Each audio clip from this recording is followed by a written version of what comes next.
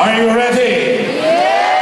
Ulitin ko, ang mga mag-share, dating katulad nyo, nakaupo, nag-ingay din, umalakpak din, napagod, napawisan, but then again, kung gagawin mo ng tama, ang sistemang tama, within global, darating ang panahon, ikaw din ang magsasalita rito. Darating ang panahon. At para tuloy-tuloy, ang ating power, ang gusto maging milyonaryo, tumayo!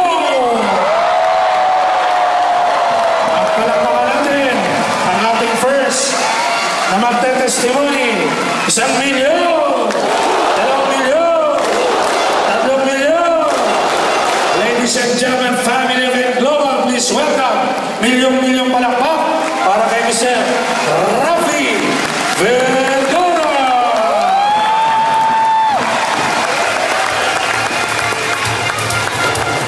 Good morning! Morning! Grabe guys, ang daming tao. Talagang, hindi ko naman talaga inaasahan na dadating yung time na makakapagsalita din po ako dito sa harap. Totoo po yung sinabi ni Sir Jude. Hindi ko talaga ina-expect po ito. Tinawagan lang po ako dahil noong nakaraan ni Sir Arnel at saka ni Brian na isa daw po ako sa mag-share. Guys, ako nga po pala si Rafi Vergara. Pinanganak po ako sa Malamon, lumaki po ako sa Malamon. Ang father ko po sa Pampanga, mother ko po sa Isabela. Guys, naalala ko nung bago ako mag-join sa AM Global, ang dami ko pong pinasukan trabaho. Alam niyo po, sa hirap ng buhay, naranasan ko pong pumasok sa factory worker, mag-stockman sa Ever, hanggang nakapagtrabaho ko sa SM. Hanggang huling-huli po guys, nauwi po ako sa pagkukonduktor ng jeep. Totoo po yun, hindi ko po kinakaya, nagkonduktor po ako sa jeep. Alam niyo po yung nakasabit sa jeep, yung naniningil ng mga bayad, nagtatawag ng mga tao para sumakay. Hindi ko po kinakaya yun kasi doon po kami nabuhay na matagal. Ang hirap magbiyahe. Sa totoo lang po. Pag nagbiyahe ka ng jeep, nandun yung maiinitan ka, maarawan ka. Minsan umuulan. Pero wala kami pakialam, tuloy-tuloy yung buhay. Hanggang sa isang time, meron po nag-invite sa akin sa isang negosyo. Yun nga po yung AM Global.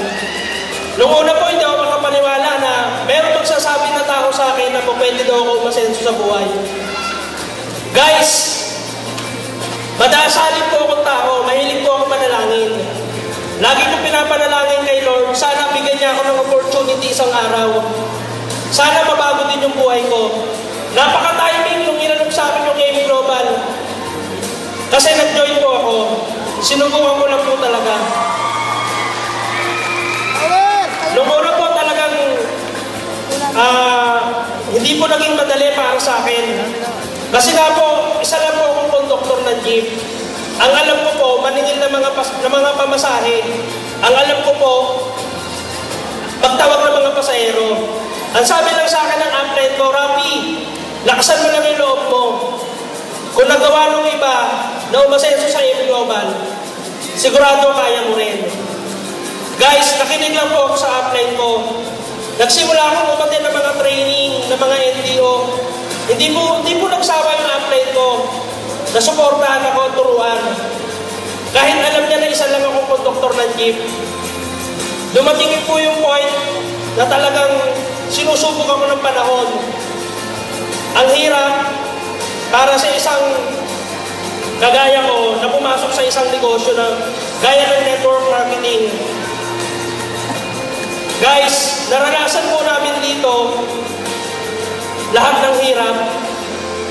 Naranasan ko po magutom, magmotor, papuntang Bicol. Imagine guys, naranasan namin magmotor nung leader ko si Ruel mula Ortigas hanggang Bicol para lang mag-OPP. Nakarating po kami sa Bulacan, sa Baguio, sa Kalinga, kung saan-saan. Lahat ng kaibigan, kamag-anak ko, in-invite ko po. Good news, hindi agad sila naniwala sa akin. Sabi nila sa akin, Rapi, humanap ka na lang ng ibang lolokohin mo. Guys, buti na lang magaling ang mga training team. Ang nagpalakas po sa akin ng mga training, ang NDO, ang ASAP, nagtuloy-tuloy lang po kami. Pagsapit ng 2012, guys, nakapagpatayo po ako ng sarili kong bahay. After po ng 8 months, nakabili po ako ng unang kong sasakyan. Palakpakan niyo naman po.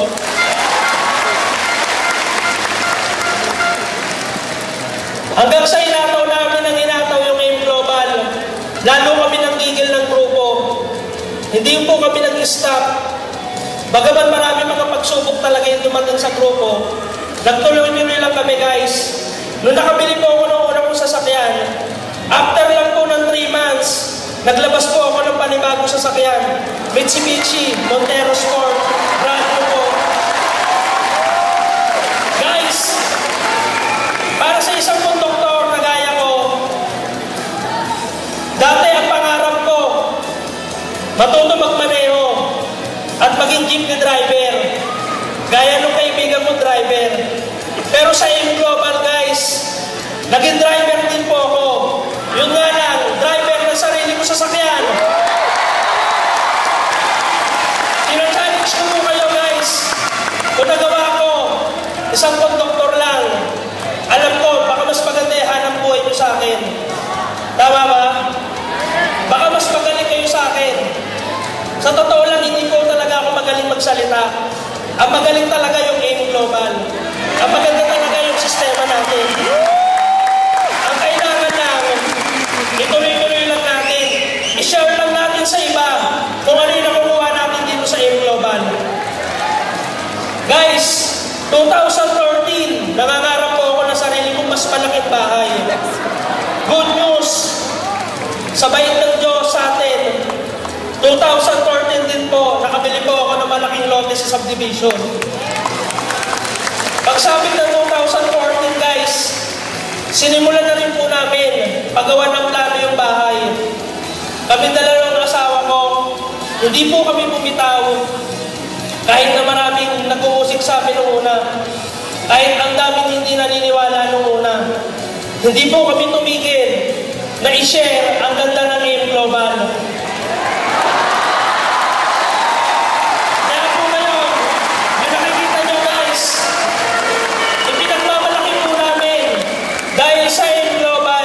Nagkaroon po kami ng magandang bahay.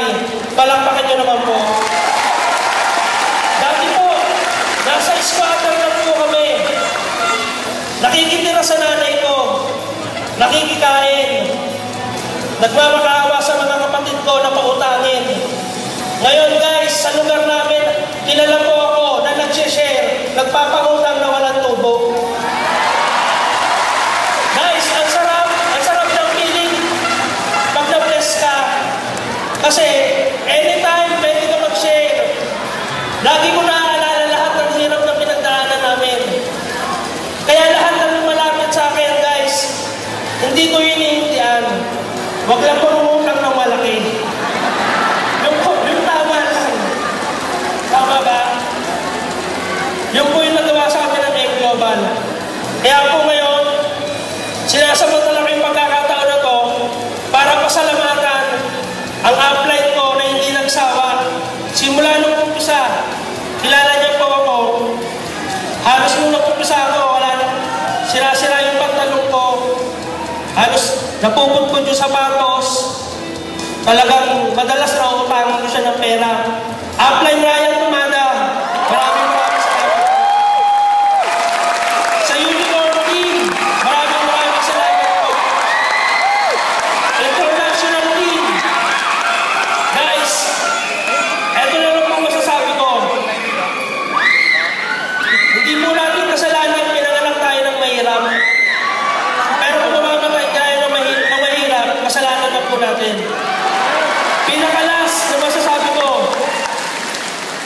kung na-inspire po kayo sa kwento ko, kung kayo yung tao na naghahanap din ng opportunity para mabago yung buhay nyo,